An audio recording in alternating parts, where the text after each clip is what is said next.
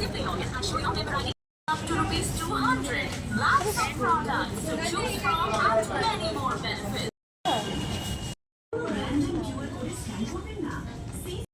খুব সুন্দর, এটা খুব সুন্দর। এখন আমরা রয়েছি ভি মাঠে। ওখান থেকে ঢুকলাম, সবজি কিনলাম, সবচেয়ে বড় ফুলকপিটা নিলাম। মার্কেটে সব সবজি সস্তা ছিল। সোজা বাড়ি এসে সব সবজি দিয়ে গরম গরম খিচুড়ি বানালাম। আর শীতকালে খিচুড়ি থাকলে তো আর কোনো কথাই হবে না। নিরামিষ ছিল তাই আলু ভাজা আর বেগুন ভাজা আর সব সবজি দিয়ে খিচুড়ি করেছি। শীতকাল তো খিচুড়ি হলে খুব ভালো হয়। কারা কারা খিচুড়ি খেতে পছন্দ করো কমেন্টে জানাতে ভুলবে না। দেখা হচ্ছে পরের ভিডিওতে। সবাই ভালো থাকবে। টাটা।